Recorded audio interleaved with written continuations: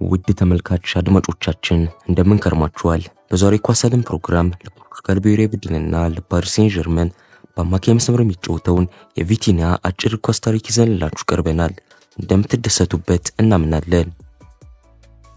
ለፖርቱጋል ብሔራዊ ቡድንና ለፓሪስ ሴን ዠርመን ክለብ የሚጫወተው ቪቲኒያ ማን ነው?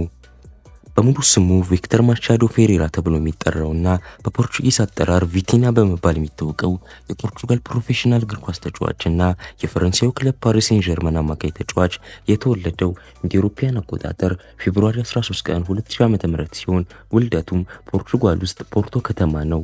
የቪቲኒያ ወላጆች በትውልዳቸው ፖርቹጋላዊ ሲሆኑ አባቱ ቪክቶር ማኑኤል ፌሬራ የተዋጣለት እግር ኳስ ተጫዋች የነበረና በዋነኝነት የሚጫወተውም ለዲፖርቲቮ ዳስ አላቬስ ሆኖ ልጁም ቪቲኒያ የእሱን ፈለግ ተከትሎ እግር ኳስ ተጫዋች እንደሆነ ይነገራል። እናቱና ማሪያ ስትባል በአብዛኛውን ጊዜ የምታሳልፈው ልጆቿን በመንከባከብ ነበር። ቪቲኒያ የጀመረው እንደማንኛውም ወጣቶች በልጅነቱ ገና የ7 ዓመት ልጅ እያለ ሲሆን በመጀመሪያም የተቀላቀለው አባቱ ይጫወትበት የነበረ ክለብ ዲፖርቲቮ ዳስ አቬስ ነበር። በዚህም ክለብ ውስጥ ከ2006 እስከ 2008 ለ2 ዓመታት ከሰለጠነ በኋላ የፖሃቫ ዲ ላንሶን ክለብ አይን ስላልሳበ ወደዛው አምርቶ ለ3 ዓመታት ስልጠና ወሰደ። በቀጣይም ለ11 ዓመታት ቆይታ ያደረገበትና መሰረታዊ ኳስ ቴክኒክ እውቀት የገበየበትን የፖርቶ የወጣቶች አካዳሚ በ11 ዓመቱ ተቀላቀለ። ቪቲኒያ በፖርቶ ቤት በተለያዩ የዕድሜ እርከኖች ውስጥ የተጫወተ ሲሆን በመካከሉም ለፖርቹጋል ፓድሮንስና ለእንግሊዙ ወልቭስ በውሰት የተሰጠ ተጫውቷል። በመካከሉም ለፖርቹጋል ብሔራዊ ቡድኖች በተለያዩ ዕድሜ እርከኖች ውስጥ የተመረጠም ሲጫወት ቆይቶ በአሁኑ ሰዓት ለሀገሩ ለዋናው ብሔራዊ ቡድንና ለፓሪስ ሴን ዠርመን በመጫወት ላይ ይገኛል። ቪቲኒያ በአሁኑ ሰዓት ባካበተው የኳስ ችሎታውና በራስ የመተማመን ብቃቱ በዓለም ላይ ካሉ ምርጥ የመሃል መስመር ተጫዋቾች ውስጥ የተመደበ መዝገቦቹ ያሳያሉ። ቪቲኒያ ከመሃል መስመር ተጫዋችነቱ ባሻገር በአጥቂነትም የተጫወተ አመርቂ ውጤትን እንዳሳየ ሲሆን አሰልጣኙ ኤንሪኬም ጨዋታ የመቀየር ብቃት እንዳለውና በተለያየ የአጥቂ መስመር የመጫወት ብቃት እንዳለው በተለያየ ጊዜ መስክሮለታል። የቪቲኒያ የክለብ ታሪክ ምን ይመስላል? ቪቲኒያ በዲፖርቲቮ ዳስ አቬስ እግር ኳስ መጫወት የጀመረው በ7 ዓመቱ ነበር። በቀጣይም የተጫወተው ለባሆ ዲ ላንሶ ቡድን ሲሆን እዛም የነበረው ቆይታ ለ3 ዓመታት ሆኖ ከዛም ወደ ረዥም ዓመታቱ የተጫወተበት ክለብ ፖርቶ በ2011 አመራ። እዛም ለበርካታ ዓመታት ስልጠና ሲወስድ ከቆየ በኋላ በሁለተኛው የፖርቹጋል ሊግ በኦገስት 11 2019 ከስፖርቲንግ ዳ ኮቪስ ጋር በተለያየ ጨዋታ የመጀመሪያ ጨዋታውን አደረገ። በዛው ወቅት የ2018-19 የአውሮፓ ወጣቶች ክለብ ሻምፒዮና ላይ ፖርቶ ዋንጫ ሲያነሳ ቪቲኒያም የቡድኑ አካል ነበር። በጃንዋሪ 28 2020 ቪቲኒያ ለፖርቶ ዋናው ቡድን ተቀይሮ ገብቶ ቡድኑ ከጊልቪሴቴ ጋር ባደረገው ጨዋታ የመጀመሪያውን ተሳትፎ አደረገ። ክለቡም በወቅቱ የፕሪሚየር ሊግ ዋንጫ ሲያነሳ ቪቲኒያ በአጠቃላይ 8 ጨዋታዎችን አድርጓል። በሴፕቴምበር 9 2020 ቪቲኒያ ለአንድ የውድድር ዓመት በውሰት ወደ እንግሊዝ ፕሪሚየር ሊግ ክለብ ወልቭስ ተዘዋወረ። ክለቡን ፖርቶ በውሰት ሊሰጥ የቻለበት ምክንያት የአውሮፓ ክለቦች ፌዴሬሽንን ፋይናንሻል አግባቢነት ህጋዊነትን ተከትሎ ነበር። በሴፕቴምበር 14 ቪቲኒያ ቡድኑ ሼፊልድ ዩናይትድን በገጠመበት የእንግሊዝ ፕሪሚየር ሊግ ጨዋታ የመጀመሪያ ጨዋታውን ተቀይሮ ገብቶ በእንግሊዝ ምድር ተጫወተ። በቀጣይም ከ3 ቀናት በኋላ ስቶክ ሲቲ ጋር በተደረገ የኤፍኤል ዋንጫ ተጫወተ። ቪቲኒያ በመጀመሪያው አሰላለፍ ረድፍ ውስጥ ተካቶ የተጫወተበትን ጨዋታ ከማንቸስተር ዩናይትድ ጋር በሴፕቴምበር 29 2020 አደረገ። በቀጣይም በኤፍኤ ካፕ ዋንጫ ቡድኑ ከቼልሲ ጋር ባደረገው ጨዋታ ቪቲኒያ ባስቆጠራት ብቸኛ ጎል 1-0 አሸንፎ ሲወጡ ይህችም ጎል የእሱ የመጀመሪያ ጎል ሆኖ ተመዝገበችለት። በውድድር ዓመቱ መጨረሻ ላይም ወልቭስ ቪቲኒያን በቋሚነት ለማስቀረት የሞከረው ሙከራ ሳይሳካለት በመቅረቱ ለቀጣዩ ዓመት ወደ መደበኛ ክለቡ ፖርቶ ተመልሰው ሄደ። ቪቲኒያ የ2021-22 የውድድር ዘመን በፖርቶ በተጠባባቂነት ወንበር ላይ ቢጀምርም ቆይቶ ግን በ2021 የአውሮፓ ከ21 ዓመት በታች ውድድር ላይ ለሀገሩ ተጫውቶ ያሳየውን ድንቅ ብቃት ተከትሎ ወዲያው ለቡድኑ በቋሚነት በመጀመሪያው ረድፍ መሰለፍ ጀመረ። በዲሴምበር 3 ቡድኑ ፖርቲሞኔንሴን ገጥሞ 3-0 ሲያሸንፉ እሱም የመጀመሪያውን ጎሉን አስቆጥሯል። በዲሴምበር 23 ቪቲኒያ ቡድኑ በታካደ ፖርቹጋል ክላሲኮ ላይ ተጋጣሚውን ቤኔፊካን 3-0 ሲያሸንፍ እሱም በድንቅ ብቃቱ አንድ ጎል በማስቆጠር እና አንድ ለጎል የሆነች ኳስ በማቀበሉ የጨዋታው ኮከብ ተብሎ ተመርጧል። በቀጣይም ይህ ድንቅ ብቃቱ እያየለ በመምጣቱና የሊጉንም አስተዳዳሪዎች አይን በመሳቡ የሊጉ የዲሴምበርና ጃንዋሪ ወራቶች ምርጥ ተጫዋችነት ክብር ሲያገኝ ይህንኑ ክብር በማርች 22 ደግሞታል። ቪቲኒያ ለፖርቶ በ47 ጨዋታዎች በውድድር ዘመኑ ተሰልፎ ተጫውቶ ቡድኑ በፕሪሚየር ሊጋና በካዲ ፖርቹጋል እንዲያሸንፍ የድርብ ድል ባለቤት እንዲሆን ያስቻለ ሲሆን በተጨማሪም ቡድኑ በፕሪሚየር ሊጋ የዓመቱ ምርጥ ቡድን እንዲሆንና እሱም የፕሪሚየር ሊጋ የዓመቱ ምርጥ ወጣት ተጫዋች ሆኖ እንዲሰየም ተግቶ ሰርቷል። ቪቲኒያ በቀጣይ ከፖርቶ ጋር ያለውን ውል በማቋረጥ ለፈረንሳዩ ክለብ ፓሪስ ሴን ዠርመን ፒኤስጂ በጁን 30 2022 የ5 ዓመት ኮንትራት በ41.5 ሚሊዮን ዩሮ ፈረመ። የመጀመሪያ ጨዋታውንም በጁላይ 31 ክለቡ ከናንትስ ጋር ባደረገው የትሮስፔ ዴ ቻምፒዮን ጨዋታ 4-0 ሲያሸንፍ ጀመረ።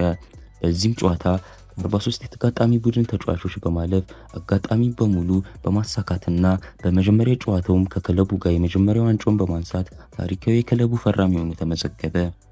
በተጨማሪም በመጀመሪያ ጨዋታውን ያሳየው ብቃት፣ ፍጥነትና አጠቃላይ እንቅስቃሴው ቪቲኒያም ወደፊት የክለቡ ቆይተው ሊያድግና ሊዳብር የሚችል ተጫዋች ሆኖ እንዲታይ ከማድረጉም ባሻገር ከክለቡ አሰልጣኞችና አስተዳዳሪዎች ከፍተኛ ሙገሳ ክብር ተቸረው።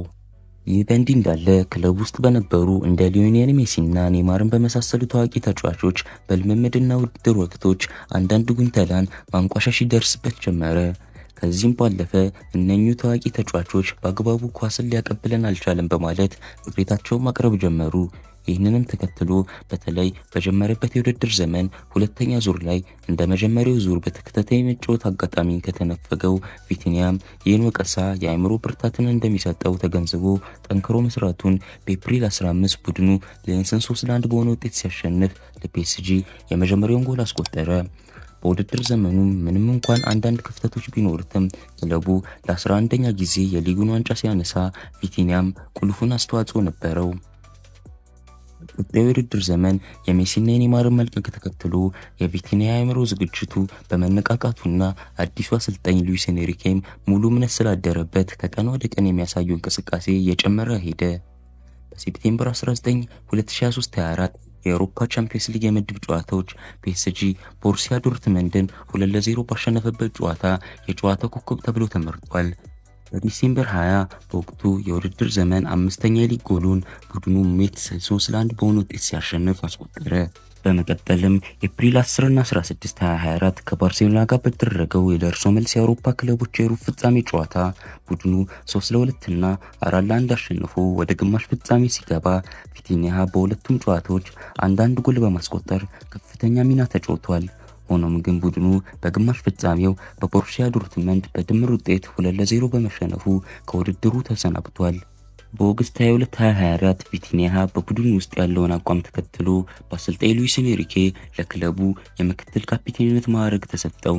በተጨማሪም ምንም እንኳን አንዳንድ የቡድን ቀደምት ተጫዋቾች ደስተኛ ባይሆኑም የቡድኑ የፍጹም ቅጣት ምት መቺነትን ቦታ በአሰልጣኙ ተሰጥቶታል። ቪቲኒያ በአሁኑ ወቅት በቡድን ብቃቱ ተሰሚነቱ እየገነነ የመጣ ሲሆን እስካሁንም ለፒኤስጂ 93 ጊዜ ተሰልፎ 14 ጎሎችን ያስቆጠረና 8 ለጎል የሚሆኑ ኳሶችን አመቻችቶ ሰጥቷል። የቪቲኒያ የብሔራዊ ቡድን ተሳትፎ ምን ይመስላል? ቪቲኒያ ለዋናው ፖርቹጋል ብሔራዊ ቡድን ከመመረጡ አስቀድሞ 17፣ 18፣ 19 እና 21 ዓመት በታች ቡድኖች ውስጥ ከ2017 እስከ 2021 ድረስ ተጫውቷል። በተጨማሪም ለ19 ዓመት በታች ቡድን ካፒቴን ሆኖም አገልግሏል።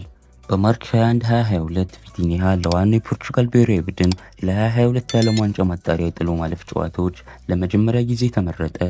ከ8 ቀናትም በኋላ የመጀመሪያ ጨዋታውን ብሔራዊ ቡድኑ ከሰሜን መቄዶኒያ ጋር ተጫውቶ 2-0 በሆነ ውጤት ሲያሸንፍ እሱም ተቀይሮ ገብቶ ተጫወተ።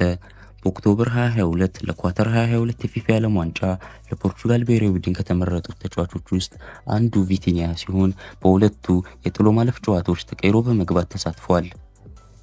በሜ 21 2024 ቪቲኒያ ለአውሮፓ ሀገሮች ዩሮ 2024 ከተመረጡት የፖርቹጋል ብሔራዊ ቡድኖች ተጫዋቾች መካከል አንዱ እሱ ሲሆን ቡድኑ እስከ ሩብ ፍጻሜው ድረስ ባደረጉት ተሳትፎ የእሱ ሚና ከፍተኛ ነበር።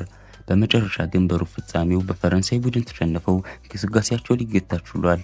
ቪቲኒሃ ይህን ፕሮግራም እስካጠናቀርንበት ድረስ ለፖርቹጋል ብሔራዊ ቡድን በሁሉም የዕድሜ እርከኖች 77 ጊዜ ተጫውቶ 4 ጎሎችን አስቆጥሮ 5 ለጎል የሚሆኑ ኳሶችን አቀብሏል።